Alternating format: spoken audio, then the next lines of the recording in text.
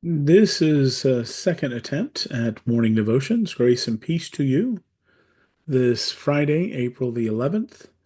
Not sure what happened, but the computer decided only to record about 10 seconds of the devotion. Little word of warning. Working preacher who puts out God Pause, a Luther Seminary devotion, doesn't have Fridays, so I had to randomly choose a prayer online. And that's a good thing. But now I'm going to attempt one more time, and hopefully everything will go according to plan. Um, let's go to God. Let's go to our first stop, which is Stephen Charleston. Let me get to where I need to be. Okay, Stephen writes for us on Facebook. We are not placed here on earth to make more money. Our purpose is not to amass as much wealth as we can. We are here for a higher purpose, for a sacred purpose. Our message is clear. We do not need more for the few, but enough for the many. Enough for the many. That is good. Our neighbors need enough. We now go to the Center for Action and Contemplation, to the wisdom of the desert has been our theme for the week. The deserts in our lives. Author and podcaster Cassidy Hall explores the desert as a metaphor for difficult times in our lives.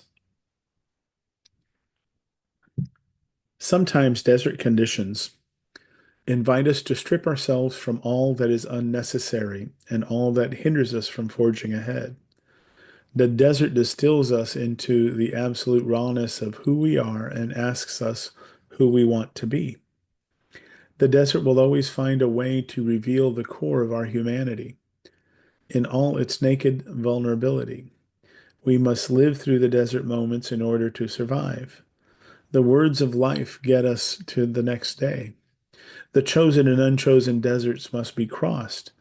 As desert monastics suggested, the only way through the desert of life is to remain in the practice of examining self, to stay in the divine presence as we unveil ourselves and truly see and be seen. Even when I don't want the gifts of the desert, I know that they are real.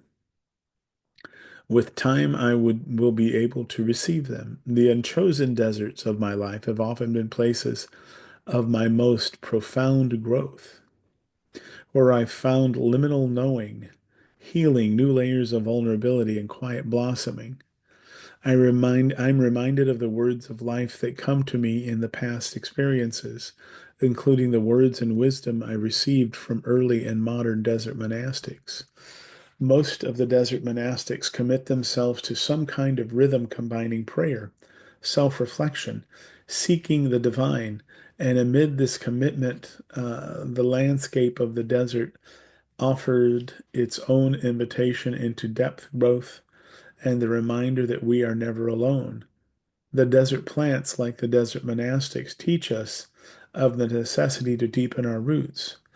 We only carry through the desert what we must, our reliance on root systems, communal care, interconnection, the clarity of knowing pieces of ourselves must die, and the timeless lesson to know and understand ourselves more intimately. Through desert experiences, we learn to care more deeply for ourselves and the world. The deserts are many. Chosen and unchosen desert encounters have opened me up to see and experience more room within myself for the whole world, to carry myself, the beloved, the world with open hands, with compassion, vulnerable, and tender acceptance. From here, I recognize my capacity for action in the world, with deeper clarity about who I am and what I am to speak or to show up to. In the spaciousness of solitude, we open ourselves to the truth of ourselves. We are more deeply rooted, examine, shed, and soften. Even in the desert moments of daily life, we are invited into renewal.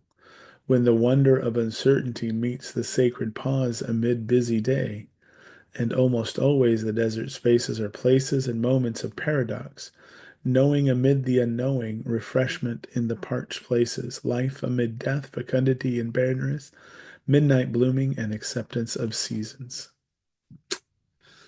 And now, on to the prayer for today. Just for today, help me, God, to remember that my life is a gift, that my health is a blessing, that this new day is filled with awesome potential, that I have the capacity to bring something wholly new and unique, good into this world. Just for today, help me, God, to remember that I must be kind, patient to the people who love me and to those who work with me too. Teach me to see all the beauty that I have so often ignored and to listen to the silent longing of my own soul. Just for today, help me, God, to remember you. Let this day, God, full, let this be a good day, God, full of joy, love, and service. Amen. Well, I hope this recording works. I hope that everything goes according to plan and I can post this. So here's hoping. Blessings.